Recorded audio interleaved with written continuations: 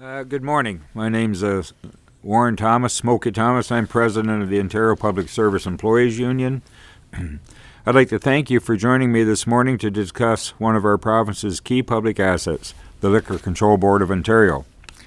The LCBO has been around for 90 years, and in that time, the workers there have ensured that alcohol is sold in our province in a responsible manner, while also providing a steady source of revenue for Ontario. This is no small thing. After all, while alcohol is something that many Ontarians enjoy, it's also no ordinary commodity, and it comes with significant associated harms. Unfortunately, after 9 decades of the LCBO successfully balancing public enjoyment and potential risk, all while providing an important revenue stream for the provincial treasury, the Liberal government seems to have forgotten its importance. The breakneck pace of their expansion of private alcohol sales suggests that the Liberals don't care about the impact it could have on the LCBO or on Ontarians themselves.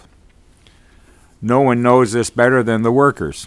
To give you a sense of how important this is, I want to turn things over for a minute to Denise Davis, who is the chair of the Liquor Board Employees Divisional Executive. And Denise will talk a bit about what this privatization of alcohol sales is putting at risk. Sister? Thanks, Smokey. You're right, Ontario needs the LCBO. The profits from the LCBO sales help pay for teachers in Cornwall, MRIs in Timmins, highways in Simcoe County, hospitals in Thunder Bay, childcare spaces in Toronto, Western University in London, Mohawk College in Hamilton, and more. If we give up those profits, we have 2 options: either pay more taxes or cut important public services. How much revenue do we get from the LCBO? Well, each year, people who shop at the LCBO provide enough money to the province to pay for more than 13,000 kilometers of highway resurfacing. In fact, in just 2 months, LCBO shoppers cover the cost of a year of a home care for more than 113,000 seniors. Why would we want to give that up? It just doesn't make sense. This week, OPSEU is launching our SHOP LCBO campaign. We're encouraging Ontarians to choose to buy their beer, cider, and wine from public LCBO stores. We've launched our campaign online at savethelcbo.ca, where the public can learn more about the LCBO matters to Ontario and what they can do to save this important public asset that we all own. And we'll be rolling out more public events and materials that will make the case for this LCBO, and we should improve this public asset and give it new life, rather than allowing it to be chipped away through the Liberals' piecemeal privatization.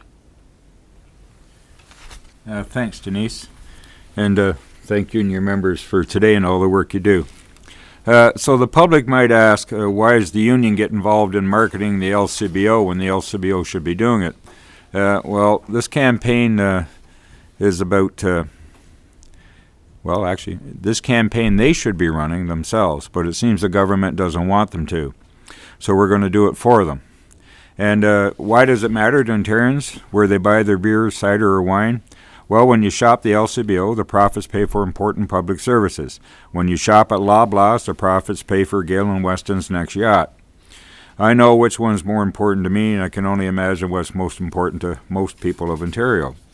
So I look around and I see that Ontarians have already lost far too much to privatization. The Liberal government's giving up as much as $500 million a year by privatizing Hydro One. The previous Conservative government gave up the 407, which cost us $1 billion a year, and the Auditor General recently reported that private contractors charged the province more than $8 billion too much for P3 infrastructure projects. So we can't afford to let the government repeat these mistakes with the LCBO.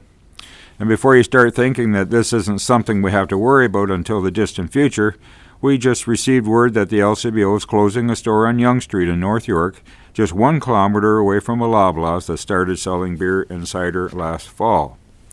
So there go a few more millions in profits away from public services and into Galen Weston's pocket. So that's the context for this round of bargaining that we're in with the employer, and not surprisingly, stopping the government from repeating the mistakes of Hydro One and the 407 is one of the things that the workers are pushing hard for in this round of bargaining. They're working to get language that would help put the brakes on the backdoor privatization attempts that the Liberal government continues to push ahead with. Now, before I wrap up, I want to talk about one more thing. The LCBO is trying to implement our recent Human Rights Arbitration Award. You may remember that we won a historic victory recently on equal pay for equal work at the LCBO. It started with a human rights complaint in 2013 about how the LCBO's pay structures discriminated against retail workers in the female-dominated casual customer service rep classification. After a long, drawn-out process, we finally ended up with a negotiated settlement that put us in front of an arbitrator to settle certain matters. This was a human rights complaint, not a collective bargaining arbitration. We do not agree that workers, and especially workers in other classifications, should have to pay for these rights by sacrificing parts of their collective agreement. Equal pay for equal work shouldn't come out of the paychecks of your colleagues. Equal pay is supposed to mean raising the bar for those not receiving fair wages, not lowering the standards of working conditions and pay of their co-workers. Most concerning of all, the idea that horse trading for rights seems to be what the LCBO imagines Premier Kathleen Wynne is looking for. The LCBO seems to think that the Premier won't accept what they are doing unless the extra costs associated with a new, fair wage grid and better treatment of casual workers on the one hand is offset by disadvantaged other groups of workers through cuts to their collective agreement. Well, I can tell you that we're not accepting that, and we're not accepting the idea that in 2017 we should have to trade away anything to get women paid the same as men for doing the same job. I hope that the LCBO's assumptions about the Premier are wrong. I would like to think that if they were to tell the Premier that their workers were going to get equal pay for equal work, regardless of their gender, she'd be excited, not upset. I would hope that our public agencies would set an example for the kinds of workplaces we want to see, and how they can address human rights concerns, not what they can get out of workers in exchange for fixing them. In the meantime, I'm here to tell you that OPSEU is not going to stand for the employer's tactics like trying to force permanent full-time staff to work Sundays. Sunday work has always been voluntary and mainly performed by casual employees, been that way for decades and has worked well. And if the LCBO wants to make changes to working conditions in terms of employment, they need to come to the table and bargain those changes, not to try to piggyback them on a human rights settlement to get them. I've heard loud and clear how upset our members are about this, and we'll be examining every option open to us, up to and including withdrawing our work. We will be in a legal strike position very soon. So on behalf of the women, precarious workers, and full-time workers at the LCBO, and on behalf of all our members everywhere, we will not back down.